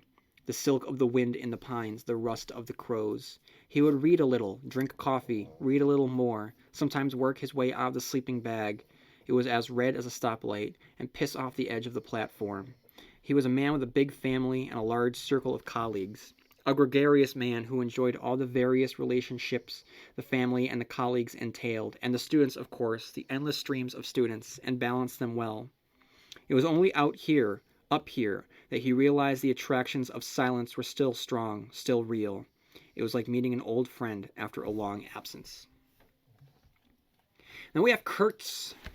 In the pantheon of Stephen King villains, Kurtz doesn't stand a chance. But that doesn't mean that King isn't going to have a blast writing him. The blowhard, dangerous, obsessed to the point of insanity military character has been seen before, but it doesn't mean that King can't have fun with this particular trope.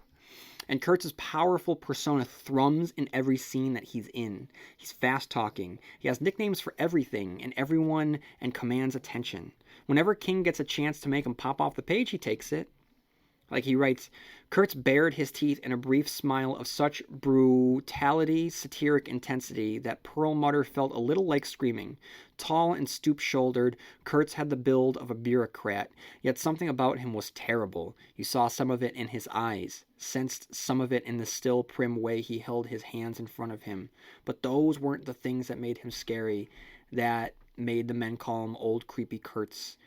And later, he'll write, Kurtz's lips stretched, the thin smile grew, and once more became a shark's grin. Those empty eyes looked through Perlmutter, looked all the way to the center of the earth for all Perlmutter knew. He found himself wondering if anyone would leave Blue Base when this was over. Except Kurtz, that was. Probably the description that best describes him is, not playing with a full deck, people sometimes said of unstable individuals. The trouble with Kurtz, Owen reckoned, was that he was playing with more than a full deck. A few extra aces in there. Also a few extra deuces, and everyone knew that deuces were wild. Now I want to talk about cancer. The title of the book was almost cancer, and I wonder if maybe it should have been. Dreamcatcher, it's just too flighty a name that just doesn't tie into its central thesis the way that the titles of his other books do. In the Dead Zone review, I think it was the Dead Zone review, or maybe it was Cycle of the Werewolf. Yeah, maybe it was that. I talked about the power of King's titles and how they help sell the books and the movies, just because the titles either reflect a character's name or the thrust of the book itself. Now, let's look at some of the names, right? Carrie, Salem's Lot, The Shining, Firestarter, Cujo, Christine, Pet Sematary, The Talisman, It, Misery, The Tommyknockers, The Stand, Needful Things, Dolores Claiborne, Insomnia, Desperation, The Regulators, The Green Mile. These are all, The Gunslinger, right? These are all perfectly titled novels. I think that The Dead Zone probably should have been The Touch, and The Dark Half probably should have been Stark, but that's just my opinion. With Dreamcatcher, I think that he should have stuck with the title Cancer, because that's what he's exploring here. And that title would have pointed readers in a particular direction that would have gone a long way in preventing a lot of the criticisms that might have been lobbed at it. The title, Cancer, would have very much justified the body horror aspects of this novel. What is the extraterrestrial threat but a form of cancer that lives inside us and ultimately kills us? In the case of the weasels, it feeds off us to grow stronger. In the case of Mr. Gray, it completely consumes Jones's personality so much that the real Jonesy is locked away in a little room inside his subconscious. Meanwhile, even Duddits, the angelic character, is dying of cancer. Knowing that King wrote this in the hospital shows us where his mind was. Musings on the mortality of the human condition and the horrors of the hospital, why shouldn't he write about cancer? When looking at it through the filter of cancer, the red fungus makes sense. That too is a cancer needing a host to survive. The friends themselves all revolve around the larger metaphor cancer. Beaver's death is an exploration of the death of a loved one from the illness. Jonesy represents the struggles of trying to remain yourself while it overtakes you. Pete is the depression that swallows you, and Henry is the anger. Mr. Gray himself is the personification of cancer. He invades Jonesy's body and supplants himself into his memories, reappropriating Jonesy's knowledge and the pop culture to communicate. And what is Gray but an anagram of Gary, Jones's first name? Just think about what Gray tells Jonesy and how it applies to cancer. We always die and we always live. We always lose and we always win. Like it or not, Jonesy, we're the future. Cancer always dies with its host, but it will spring up in the next. It loses every battle, but because it's still around, it's winning the war. Dreamcatcher is not the right title for this book, because it's not about a dreamcatcher. And when you try to apply the dreamcatcher to the thrust of the novel, it doesn't really line up. Calling it Cancer would have been a very interesting aspect that would have framed the entire novel itself. So, my final thoughts on the book before I get into the Stephen Kingisms and the Easter eggs.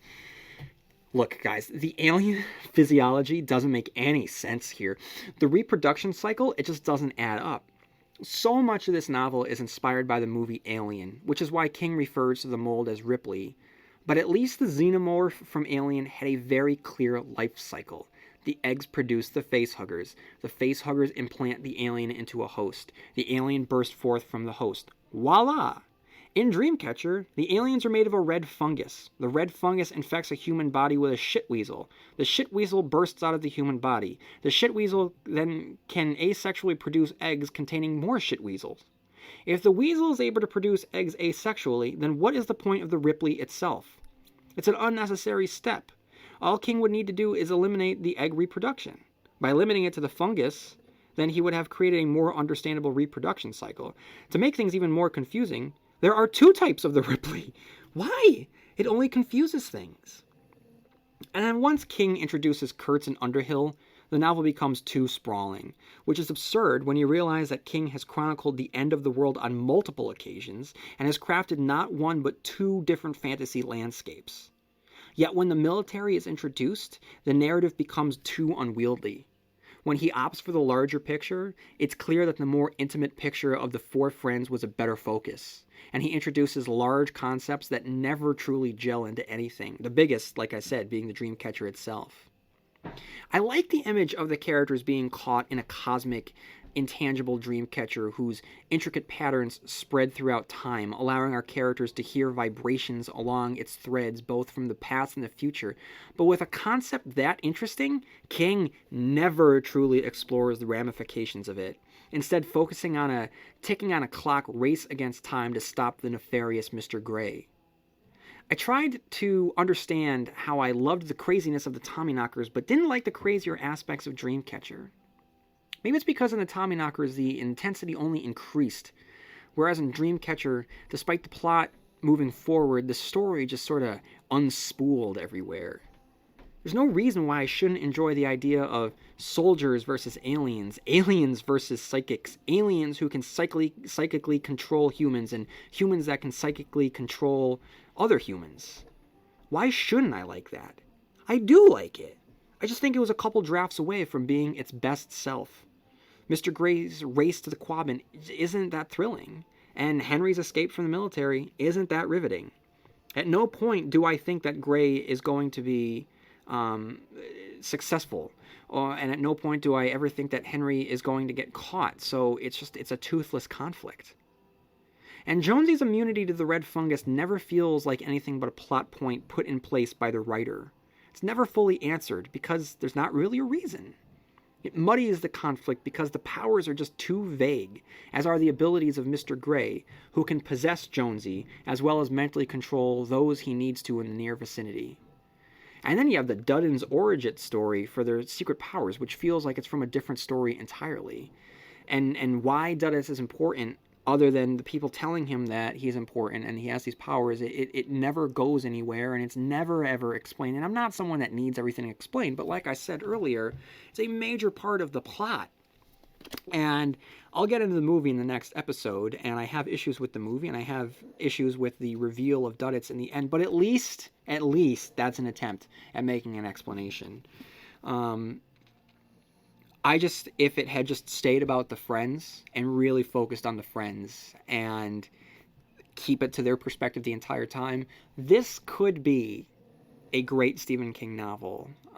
It would require that the one half of the novel get changed significantly, but it's a strong premise of friends being in the woods during a snow in a quarantined area with a massive conflict raging in the backdrop while they themselves are just trying to live and survive. That's the way I think that it should go. But it's trying to be too many things, and each thing that's trying to be is just not thin enough to sustain the novel, which is really too bad. All right, guys, I'm going to get into the Stephen King isms. The first of which is the catchphrase, and as we know, Stephen King loves his catchphrases, and here we have SSDD, no bounce, no play, F me Freddy, and a whole bunch of others. Number 2 is childhood friends, which we have seen before in Stand By Me, in It, and Hearts in Atlantis. Number 3, drinking and addiction. This is clearly something that Stephen King has struggled with in life, and it's something that we have seen as a motif in his works, and here it's represented through Pete, who is an alcoholic. Number 4 is oldies, which are very prevalent in this particular novel, and between this and Hearts in Atlantis, King has really been thinking about the songs of his youth. Number 5 is the teacher. Jonesy is a teacher here, as Johnny Smith and Glenn Bateman, Thad Beaumont had been before him. Number 6 is the car crash. The car crash is something that harkens back to his first work his first published work with Carrie, and car crashes and death by car and brutal car accidents have been seen in a number of his works that are kind of eerie if you think about what really happened to him on June 19th, 1999.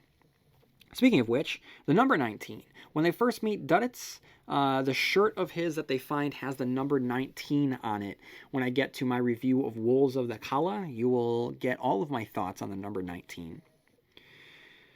Number 8, kids holding back the bullies using rocks. This is a very specific Stephen Kingism. Now, in It, King gave us the apocalyptic rock fight. Here, when they first meet Duddits, Beaver is ready to launch rocks at the bullies if they choose to come for them. Number 9 is the faithless healer. Henry's despair is similar to Father Callahan's lack of faith. Both are men who are there to help others, but cannot help themselves. Number 10 is J.R.R. Tolkien. He is always an inspiration for King, and Kurtz's subordinate and right-hand man is named after Bilbo Baggins' alias from The Hobbit. Number 11 is communicable telepathy. Duddits can pass it along. The aliens can pass it along. And in the pages of Low Men in Yellow Coats from the collection of stories Hearts in Atlantis, Ted Brautigan could pass it along. Number 12 is Lee Harvey Oswald.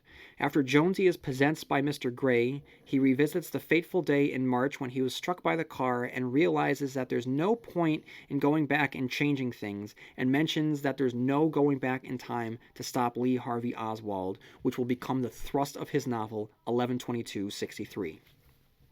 Number 13 is the brick wall. Jonesy envisions a brick wall to get Mr. Gray away from his thoughts, which is a reference to The Village of the Damned, a movie pivotal to the plot point of Low Men in Yellow Coats. Number 14, bodies covered in alien vegetation. Just like the short story Weeds, most famously known as The Lonesome Death of Jody Verrill from Creepshow, we have bodies just completely covered in alien vegetation. Number 15 is Look Homeward, Angel. This is a poem from Thomas Wolfe, whose line, "A stone, a leaf, an unfound door," is referenced here and will later be used in the pages of the Dark Tower series. And lastly, we have The Wizard of Oz. Mr. Gray keeps telling Jonesy, "Surrender, Dorothy," a reference to The Wizard of Oz, which is a story that King loves to refer to. All right, guys, and now we have our Easter eggs, the first of which is Derry, Maine. Okay, so this is the 4th or 5th time that we have seen Derry in King's works. It makes sense that since the death of Castle Rock, he has begun to shift his locations to the town modeled after the real-world... to the real-world Bangor, a city you can visit if you head over to sk-tours.com. Derry, Maine was most famously the setting for It, and we saw it again in the novella Secret Window, Secret Garden, in Insomnia, in Bag of Bones. We will see it again in the novella Fair Extension, in the Full Dark No Stars collection, as well as the lengthy 11/22/63. And while we're in Derry, we get to revisit some of our favorite locations, like the Trekker Brothers Storage Depot, a mention of Strawford Park, the Standpipe, the Barrens, Witcham Street, Kansas Street, Officer Nell, the Losers, even our good old buddy Pennywise, the Dancing Clown. Number 2, and I've mentioned this before already, Pennywise Lives. I mean, this is a big Easter egg, guys, but I don't think it's anything other than fan service. First of all, nothing about it makes any sense. Who would have written Pennywise Lives? Did Pennywise himself write Pennywise Lives? That's the only explanation that I have. The problem that Stephen King runs into with graffiti like this is that it raises expectations. Now, all of a sudden, he's planting a seed for an It sequel, which I don't foresee happening, and one I really don't want to see. I mean, It functions as a sequel to itself, so having the characters return to Derry once more, even older, would seem derivative of the original book as well as the thematic sequel, Insomnia. Then we have the Micmac rug. There's a Micmac rug in the hole in the wall. We have Castle Rock. At one point, Jonesy thinks about the forecast delivered from the Castle Rock station, which was his most famous fictional town. Number 5 is missing teeth due to alien infection. One of the telltale signs of the extraterrestrial infection of the Tommyknockers was when a character's teeth would start to fall out. Here, when people come into close contact with the alien ships or are infested by the aliens, they lose their teeth. And then lastly, we have Shawshank. Shawshank is mentioned, and of course Shawshank is his most famous prison, first introduced to us in the Different Seasons collection, Rita Hayworth and the Shawshank Redemption. All right, guys, what I have now is the most important text, which we can find on page 169 to 171 of the paperback edition. Same shit, different day. Except in their hearts, the boys believed the first half, because in their hearts they believe it's the same day, day after day. It's Derry, it's 1978, and it will always be 1978. They say there will be a future, that they will live to see the 21st century. Henry will be a lawyer, Jonesy will be a writer, Beeve will be a long-haul trucker, Pete will be an astronaut with a NASA patch on his shoulder. But this is just what they say, as they chant the Apostles' Creed in church with no real idea of what's coming out of their mouths. What they're really interested in is Maureen Chessman's skirt, which was short to begin with and has ridden a pretty good way up her thighs as she shifted around. They believe in their hearts that one day Maureen's skirt will ride up high enough for them to see the color of her panties, and they similarly believe that Derry is forever, and so are they. It will always be junior high school and quarter of 3. They will always be walking up Kansas Street together to play basketball in Jonesy's driveway. Pete also has a hoop in his driveway, but they like Jonesy's better because his father has posted it low enough so you can dunk. Talking about the same old things. Classes and teachers, and which kid got into a effing pisser with which kid, or which kid is going to get into an effing pisser with which kid, whether or not so-and-so could take so-and-so if they got into an effing pisser, except they never will because so-and-so and so-and-so are tight. Who did something gross lately? Their favorite so far this year has to do with a 7th grader named Norm Parmelo, now known as Macaroni Parmelo, a nickname that will pursue him for years, even into the new century of which these boys speak but do not in their hearts actually believe. To win a 50-cent bet, Norm Parmelo has one day in the cafeteria firmly plugged both nostrils with macaroni and cheese, then hawked it back like snot and swallowed it. Macaroni Parmelo, who like so many junior high school kids, has mistaken notoriety for celebrity, who is going out with whom. If a girl and a guy are observed going home together after school, they are presumed to be probably going out. If they observe to be hanging on to hands or sucking face, it is a certainty. Who is going to win the Super Bowl? Effing Patriots, effing bossing Patriots, only they never do. Having to root for the Patriots is an effing pisser. All these topics are the same and yet endlessly fascinating as they walk from the same school, I believe in God the Father Almighty, on the same street, maker of heaven and earth, and under the same white everlasting October sky, world without end, with the same friends, amen. Same shit, same day, that is the truth in their hearts. And they're down with KC and the Sunshine Band on this one, even though they will all tell you IRR, RIRDS, rock is rolling, disco sucks. That's the way they like it. Change will come upon them sudden and unannounced, as it always does with children of this age. If change needed permission from junior high school students, it would cease to exist. All right, guys, and clocking in at just under 2 hours, there are all my thoughts on Dreamcatcher. I did not expect Dreamcatcher to be one of the longest episodes of the Stephen King cast, but there is a lot to say. Again, I think that there is a lot of potential within this story, and unfortunately, it just didn't get to be what it could have been. But still, at the end of the day, it's a fascinating book to be able to look at for a number of reasons, from the real world implications of what Stephen King was going through and how that affected the creative process, to, like I said, the possibilities found within the text that never came to fruition in memorable ways. This has become a very maligned and talked about novel and story in the pantheon of Stephen King, and its existence is I still think important, even though if the end result was something less than what he is normally capable of achieving. Okay, so looking ahead to the next episodes, we have an examination on the conclusion of Dreamcatcher, and then we will have a review of the Dreamcatcher movie before we move on to the next publication in the order of in the chronological order of publication. So if you have any thoughts on Dreamcatcher, please write into stephenkingcast@yahoo.com. If you have any time on your hands, leaving a review on any of the podcast platforms of your choosing would greatly help me out. And you can always follow me on Facebook and TikTok and Blue Sky and on Instagram. And may you have long days and pleasant nights. And I'll see you here next time where MOON spells Stephen Kingcast.